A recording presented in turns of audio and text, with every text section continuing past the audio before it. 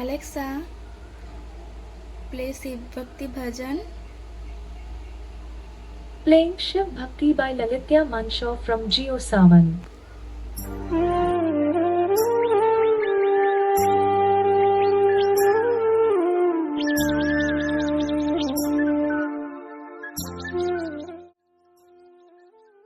হে everyone, কেমন আছো তোমরা? আশা করছি যে যেখানেই আছো ভালো আছো, সুস্থ আছো। তো সকলের সুস্থতা কামনা করে নতুন একটা ফ্রেশ ব্লগ নিয়ে চলে এসেছি। আই হোপ কি তোমাদের আজকের ব্লগটা খুব ভালো লাগবে। তো আজকে হলো নববর্ষ, তো সকলকে জানাই আমার এবং আমার পরিবারের তরফ থেকে শুভ নববর্ষের প্রীতি ও শুভেচ্ছা। সবারই এই বছরটা খুব ভালো কাটুক, এটাই কামনা করি। তো চলো, আজকে তো সকালবেলায় উঠে গেছি, একদম আরও সকালে উঠেছি। উঠেই এই অ্যালেক্সাকে বললাম আজকে একটু শিবভক্তির গান চালাতে, ও চালিয়ে দিয়েছে। আর আমিও সেই গান শুনতে শুনতে আমার দৈনন্দিন জীবনের যে কাজগুলো আছে সেগুলো করতে আরম্ভ করে দিয়েছি। প্রথমেই ঝাড়ুটা আমি লাগিয়ে দিয়েছি, ঝাড়ুটা লাগিয়ে দিয়েই বাকি কাজগুলো কিন্তু সারতে আমি আরম্ভ করেছি। আর সব থেকে বড় রুমটার বেশিরভাগ পার্ট কিন্তু এই বিছানাটাকে জুড়েই আছে। তো বিছানাটা আগে ক্লিন করে নিচ্ছি, তা না হলে বিছানাটা অগোছালো থাকলে না রুমটা কেমন একটা লাগে দেখতে। তো সেই জন্য ঝাড়ুটা দেওয়ার পরেই আগে বিছানাকে চলে এসেছি। বিছানার মশারি পত্র মানে সমস্ত কিছু আগে গুছিয়ে নিই, বিছানাটা ক্লিন করে নিই, তারপরে আবার বাকি কাজে হাত লাগাবো। তো বিছানাপত্র গুছিয়েই চলে এসেছি এই যে দেখো রান্নাঘরে। আর এই যে হাঁড়ি আর কড়াটা দেখছো মাটির। তো তোমরা আমার আগের ব্লগে দেখেইছো যে ঘাটের মার্কেট থেকে এই হাঁড়ি আর কড়াটা নিয়ে এসেছিলাম। তো সেই তার পরের দিনকেই উদ্বোধন করতে বলছিল রূপের পাপা, কিন্তু আমি বললাম একবারে সেই নববর্ষের দিনকেই উদযাপন করব। তো সেই জন্যই কালকে তো মনেই নেই একটু জল দিয়ে রাখবো বলে, ওই জন্য সকালবেলা উঠেই না আগে জলিয়ে ভিজিয়ে রাখছি। নইলে রান্না করতে গেলেই ডাইরেক্ট মাটির কড়াতে বা হাঁড়িতে রান্না করতে গেলেই সব চিটিয়ে যায়। ওই জন্যই তেল বেশি খাই, জল বেশি খাই, সেই জন্যই কি করছি এরকম ভিজিয়ে রেখে দিলাম। আর এখন তো প্রায় ওই 6:30 মতো বাজে। তো আজকে একটু তাড়াতাড়ি রান্না বসাবো, অবশ্য 10টা মতো বসাবো, তো তখনকে আরামসে ভিজে যাবে অনেকটা। তো ওই জন্য দেখো এক এক করে কড়াইতে জল নিয়ে নিচ্ছি, তারপর হাঁড়িটা তো জল নিয়ে কড়ার উপরে বসিয়ে দেবো যাতে জলটা একটু কম লাগে কড়ার। তো চলো, এটা তো ভিজিয়ে রাখছি। আর আমি হাতে না চুড়ি পরেছিলাম, ওইগুলো খুলে দিলাম। দেখলে আসলে আমি না ওই চুড়ি পরে কাজ করতে পারি না, এমনি আমার হাত খুব ভারী ভারী লাগে, এরকম মনে হয় কাজ করতে, ওই জন্যই খুলে রেখে দিয়েছি। আমি স্নান টান সেরে এসে রান্নাঘরে দেখি রূপের পাপা বাজারে গিয়েছিল, চলে এসেছে। আর এই যে দেখো মাটন নিয়ে চলে এসেছে, অলরেডি ধুয়েও নিয়েছে। আর সকাল সকাল বাজার যাওয়ার কারণ আজ তো তোমরা বুঝতেই পারছো যে মার্কেটে আজকে কিন্তু প্রচুর পরিমাণে ভিড়। ওই জন্য যত সকালে যেতে পারবে ততই তুমি তাড়াতাড়ি ফিরতে পারবে, যার যত দেরি করে যাবে তত ফিরতে লেট হবে। তো যাই হোক, আমি এখানে দেখো ওই সবজিগুলো তো দেখালাম, তো চলে এসেছি ছাদে, ভাতটা বসিয়ে দিয়েছি। ভাতটা হতে থাক এখানে ওপরে, আর নিচেও আমি ততক্ষণে কিন্তু গ্যাস জ্বালিয়ে দিয়ে এসেছি। গ্যাসে সেখানে ডালগুলো হচ্ছে, আর এখানে ভাতটা বসিয়ে দিয়ে যাচ্ছি। আর ভাবছি মাটনটা ছাদেই করব, এবার দেখা যাক। ছাদে আজকে তো প্রচুর পরিমাণে রোদ বেরিয়েছে, এত পরিমাণে যদি বছরের প্রথম দিনটাতেই রোদ হয়, পুরো বছরটা না জানি কি হবে।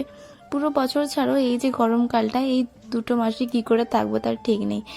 আর এত পরিমাণে রোদ, এখানে 10টা বাজে তাও এখানে থাকা যাচ্ছে না, এমন অবস্থা, প্রচুর গরম। আর বাইরে তোমরা দেখো, রোদটা দেখেই বুঝতে পারছো ঠিক কতটা পরিমাণ।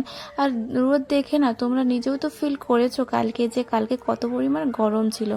আর গরম পড়তে না পড়তেই আমাদের এখানে ইলেকট্রিসিটিগুলো এত বাজে, কি বলবো তোমাদেরকে। আধা ঘন্টা ছাড়া ছাড়া ইলেকট্রিক চলে যাচ্ছে, মাথা খারাপ হয়ে যাচ্ছে এত গরমে থাকতে। রাত্রে যদি ইলেকট্রিক চলে যায় তাহলে তো আরও মুশকিল, কেননা রূপ জানো তো, আবার ও পাখা ছাড়া একদমই শুতে পারে না। পাখাটা জাস্ট একটুখানি বন্ধ হবে, পাখা মানে ঘোড়া বন্ধ হওয়া আগেই কিন্তু রূপ উঠে পড়বে, বলবে আমাকে হাওয়া করো, আমার গরম লাগছে, খুব বিরক্ত করে। আর সারাক্ষণ পাখা করে যেতে হয়। তো চলো, ভাতটা বসিয়ে দিয়ে না আমি এখানে চলে এসেছি। ওই অনেকগুলো কলমি শাক হয়েছিল, আর ভাবছি বছরের প্রথম দিন তো যতটা পরিমাণে অর্গানিক খাওয়া যায় আর কি, তো সেই জন্যই কলমি শাকগুলো নিয়ে যাচ্ছি। বাকি সব প্রায় আইটেমগুলোই কিন্তু ওই বাড়ির যেগুলো ছিল, বাড়ির সবজি, ওইগুলো দিয়ে চেষ্টা করছি বানানো। আর ওই যে মাটির হাঁড়ি, এটাও কিন্তু মাটির হাঁড়ি বা কড়াতে খাওয়া কতটা উপকারী সেটা তো বলার কথাই নয়। আর এদিকে দেখো প্রচুর পরিমাণে কলমি শাক হয়েছে, আর এখানে পুরো একদম 2 ক্যারেট ভর্তি হয়ে গিয়েছিল। তো অনেকদিন ধরেই ভাবছিলাম যে বানাবো, তারপর ভাবলাম না, একবারে নববর্ষের দিন কি বানাবো, খুব ভালো লাগবে। আজকের দিনটা একটু, বছরের বাকি দিনগুলো কি হবে জানি না, কিন্তু বছরের প্রথম দিনটা একটু ভালোভাবে উদযাপন করা যাক। আর আজকে দেখছো বছরের প্রথম দিন বলে বাকি গাছে ফুল কত সুন্দর লাগছে দেখতে, অনেক ফুল ফুটেছে আজকে চারিদিকে। আর রূপের পাপা কি করেছে না, ওই যে বেশি রোদে খারাপ হয়ে যাচ্ছে অনেক ফুল গাছ, ওই জন্য নটামণি গাছ অনেক লাগিয়েছে, যাতে ফুল সবসময় ধরে থাকে। আর ওই গাছ না ওই চট করে মরে না টরে না, আর খুব ভালো ফুল দেয়, আর ফুলে কত সুন্দর দেখতে লাগে। তোমাদেরকে আগের একটা ব্লগে শেয়ার করেছিলাম নটামণির ওই বালতিতে কত সুন্দর ফুল হচ্ছে। আজকেও অবশ্য অনেক ফুল হয়েছে, কিন্তু তোমাদেরকে আর শেয়ার করলাম না। আর এদিকে দেখো রূপের পাপাও স্নান টান করে নিয়েছে, স্নান টান করে, আর ছেলে আর বাবা কি করছে তোমরা ব্লগটা দেখো। তাই জন্য স্কুল যাওয়া হবে। বাবা তো গুড় ছোলা মাখিয়েছে, তুমি দেখবে, দেখাচ্ছি গুড় ছোলা।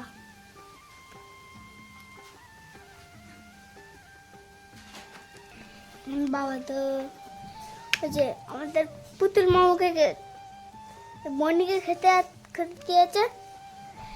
এই যে মুখটা তো দেখাও যাচ্ছে, তো ভালো হচ্ছে, ও লড়াও নেই। বাঙালির নববর্ষ মানেই খালি কিন্তু ভুরি ভোজ না, অনেক নিয়ম থাকে বছরের প্রথম দিনটাতে।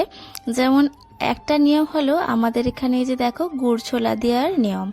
আজকের দিনে কিন্তু প্রত্যেকটা ভগবানের কাছে গুড় ছোলা দিতে হয়। তারপর যারা মারা গেছেন তাদের উদ্দেশ্যেও কিন্তু গুড় ছোলা আজকে দিতে হয়।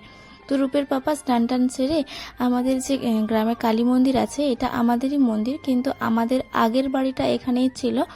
তো এখন আমরা শিফট হয়ে গেছি, ওই জন্য অনেকটা দূর পড়ে, তো ওই জন্য রূপের পাপা গাড়ি নিয়ে এসেছে এখন ওই গুড় ছোলা দিতে। আর এটা হচ্ছে আমাদের দাদু ঠাকুমার মন্দির, তো এখানেও গুড় ছোলা দিতে হয়। তো সমস্ত জায়গায় গুড় ছোলা দিচ্ছে। বাকি অনেকে ওই বট গাছে দেয়, আরও অনেক অনেক বট গাছ, আশুত গাছ, আমি ঠিক জানি না, এগুলো আমার বাপের বাড়ির ওইদিকে দেয়, কিন্তু এইদিকে এইরকমভাবে দেয়। তো চলো, রূপের পাপা আর রূপ দুজনেই এসেছে, আমি ওইদিকে রান্না করছি। রান্না আমার অলরেডি কিন্তু প্রায় শেষের দিকেই হয়েই এসেছে। তো ওরা আগে গুড় ছোলাটা দিয়ে দিই, তোমরা দেখতে থাকো কিভাবে কি করছে।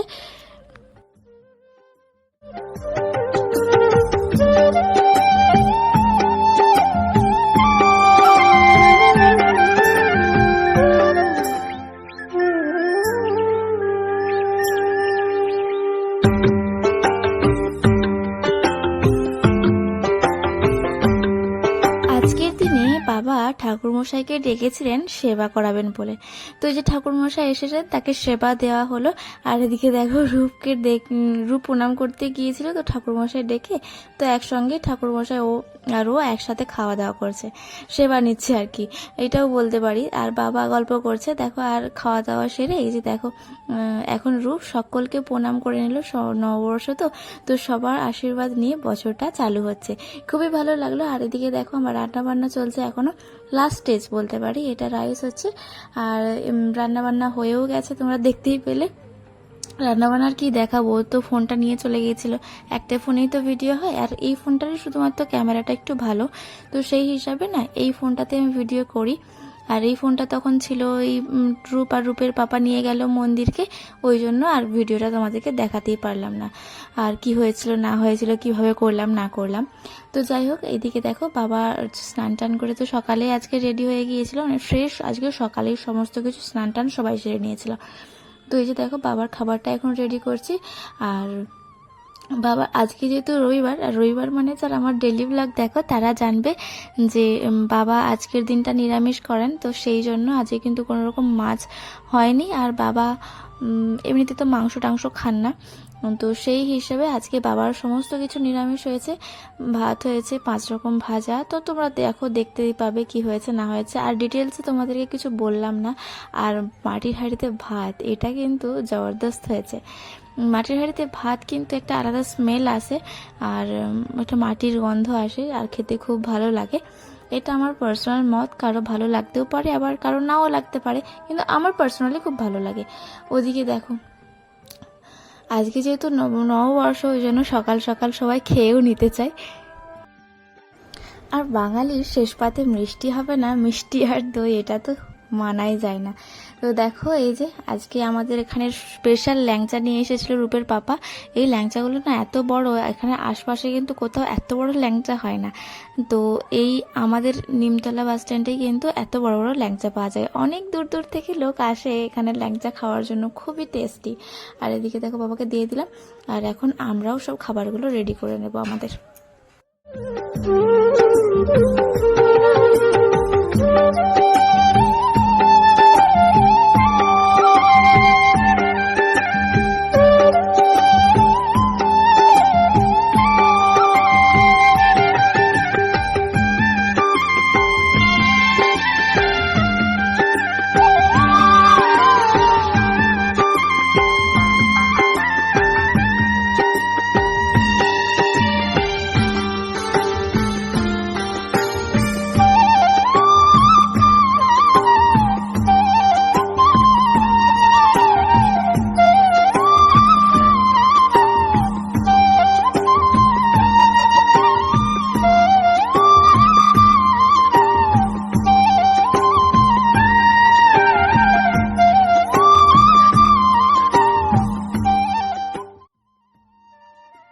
তো ফাইনালি আমাদের ভুড়ি ভোজ কমপ্লিট হলো। আর এই যে দেখো, তোমরা আফটার বিফোর করে নিতে পারো আমাদের থালাগুলো বাড়ার সময় কেমন ছিল আর এখন কেমন আছে। আর খেয়ে দিয়ে আমি উঠতে পারছি না, এমন অবস্থা। তো চলো বন্ধুরা, আজকের ব্লগটা এখানেই এন্ড করছি। ভিডিওটা কেমন লাগলো অবশ্যই কমেন্ট করে জানিও।